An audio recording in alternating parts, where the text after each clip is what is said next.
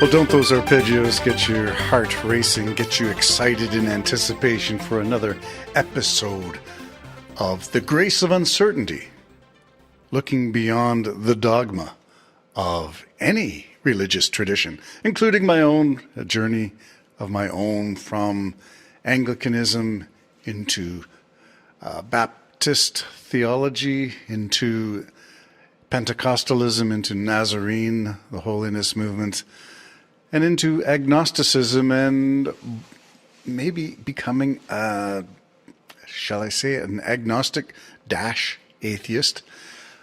I watched a few YouTube videos that talked about the difference between atheists and agnostics, and I think I feel comfortable with the notion that agnosticism is just saying the same thing as atheism, but in a gentler way with maybe a soul, a compassion for how's that for ironic? Yeah, a little more compassionate, because we really don't know for sure, do we? And that's the element, the whole premise behind the title of the book. There is grace where there is uncertainty, where you don't claim to be 100% certain, where you don't claim God told me this, and you don't claim, well, you know, you gotta be this, and no, you have to say though, you have to practice that, you have to sing that, you have to go to church, you have to. Yeah, those are the things that I'm challenging and questioning now. And for those of you who stayed tuned to the first few episodes of The Grace of Uncertainty, you've listened to a whole bunch of the big question that got me started on this whole thing was how Southern evangelicals in the United States got swept up in the MAGA movement with Donald Trump, who is, apart from what I read of the devil himself, the most demonstrable liar in American history.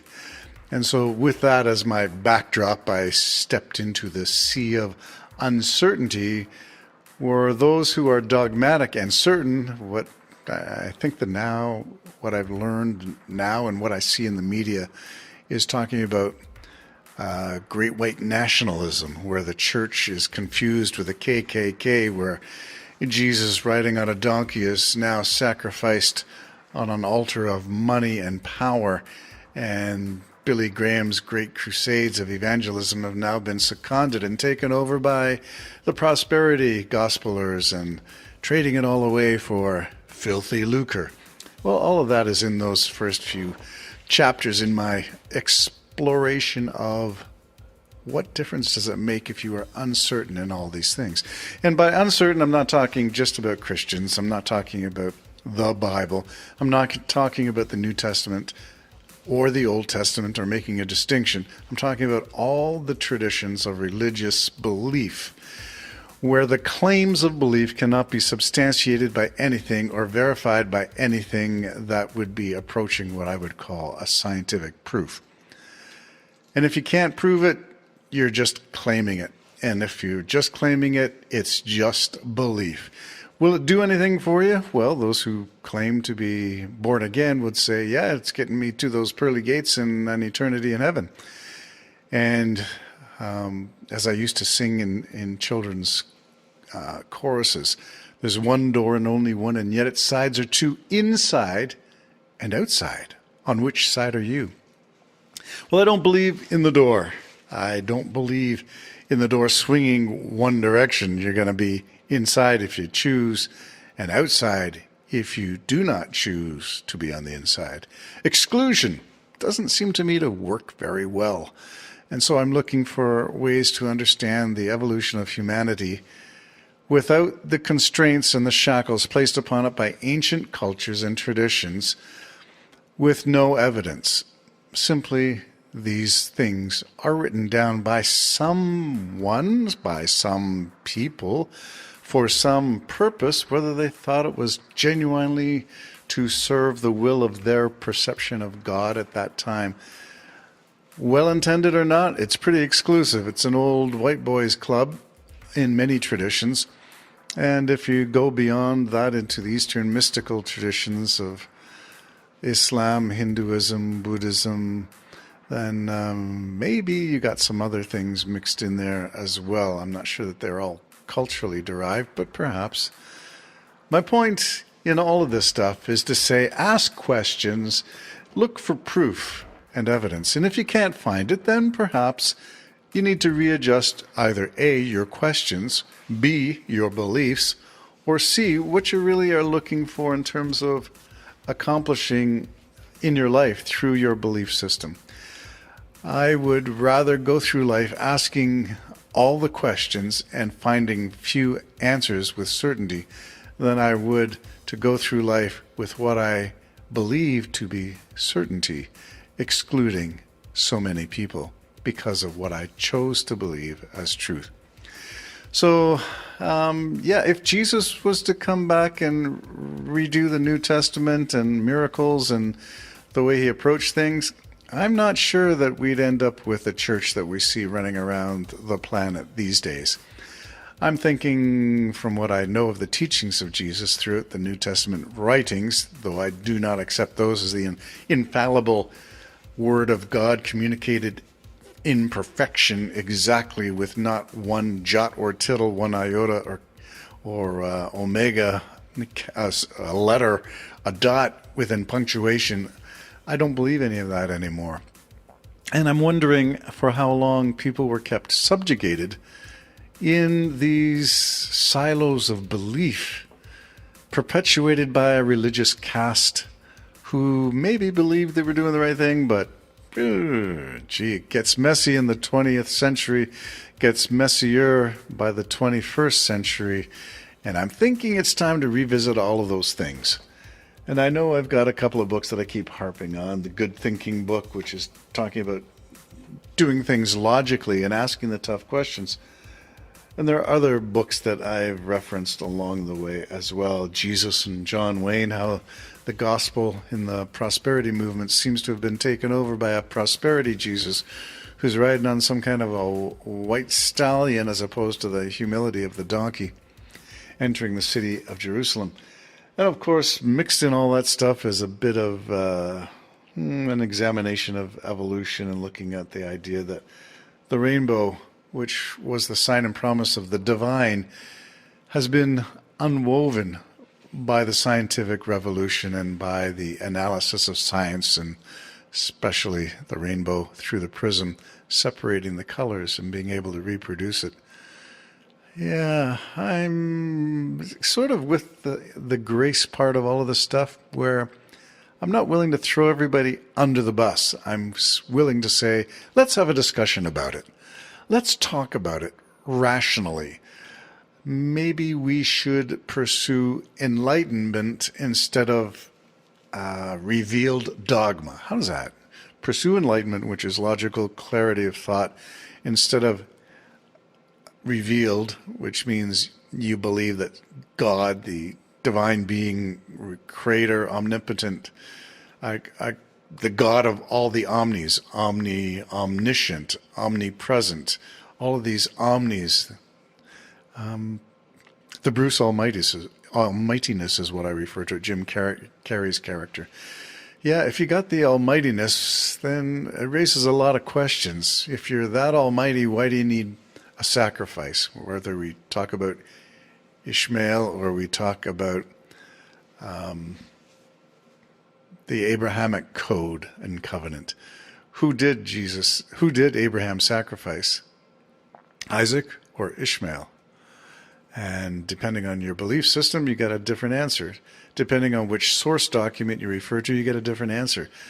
Depending on evidence, you get a different answer again. And so I'm wondering, if we base things on belief, we're on shaky ground. If we base it on evidence, then at least we know something. And that something is the scientific methodology, the whole notion that we can prove certain things to be true. 1 + 1 = 2. And all the principles that we learn in basic science, physics, chemistry.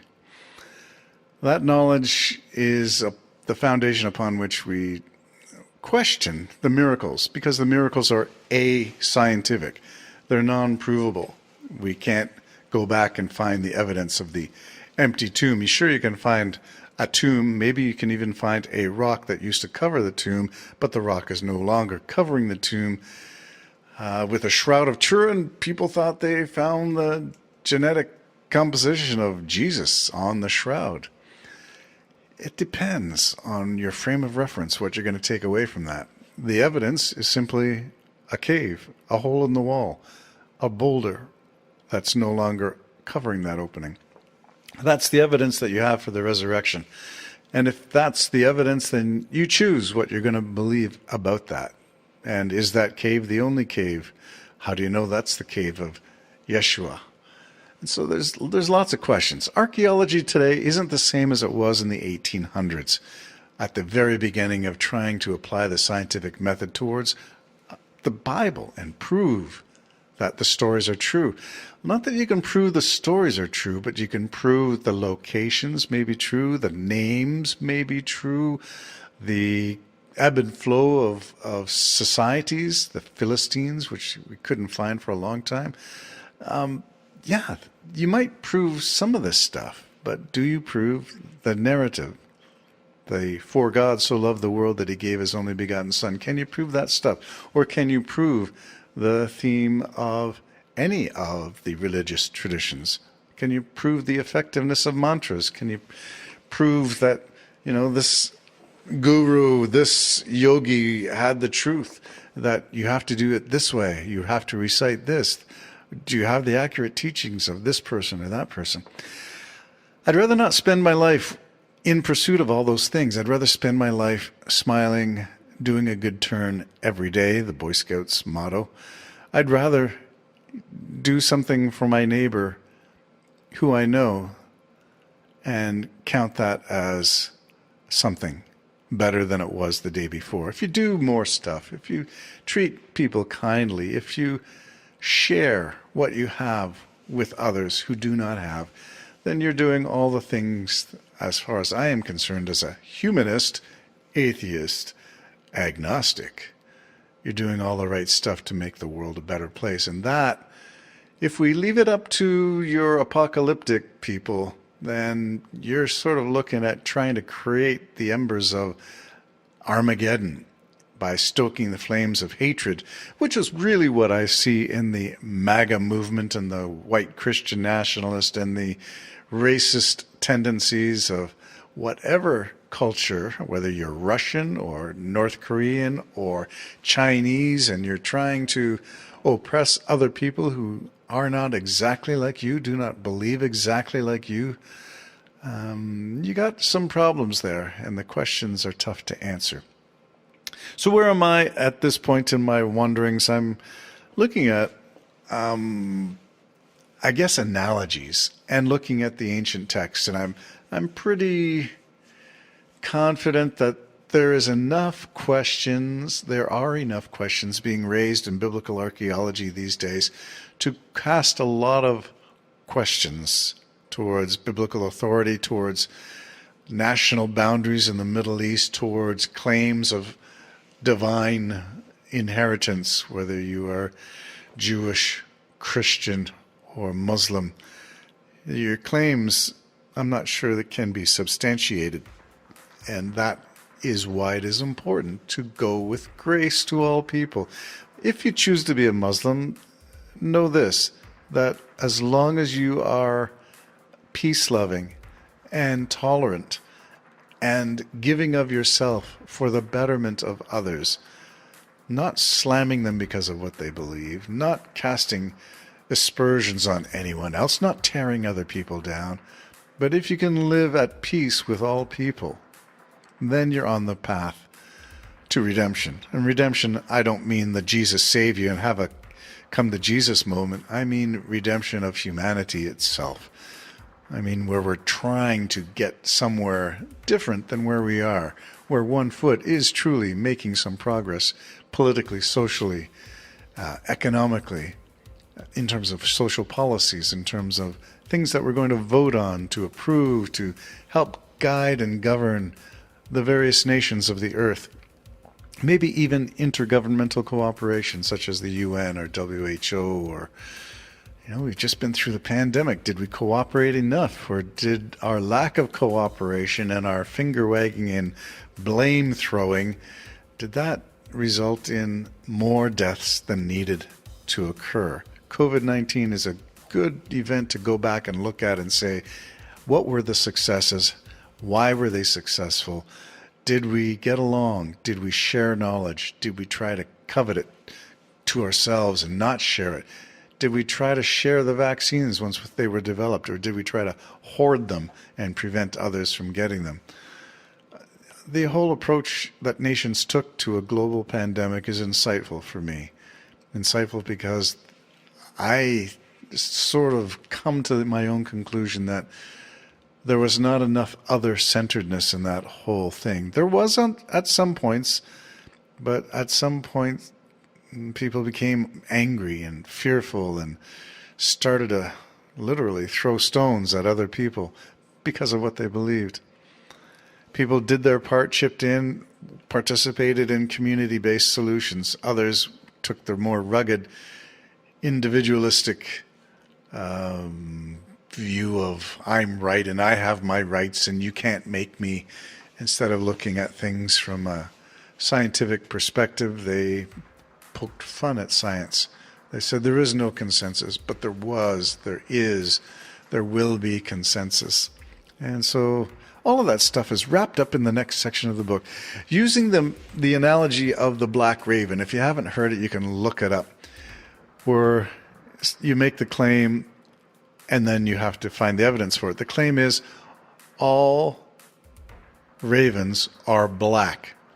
And the flip side of that is anything that is not black is not a raven.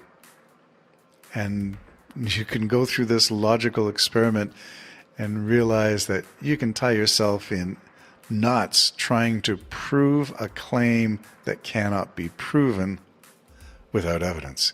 You can believe what you want, and it may eventually become true if enough consensus of data is accumulated, but until then, it's a lot of claims with a little evidence. The Black Raven. Logical fallacies.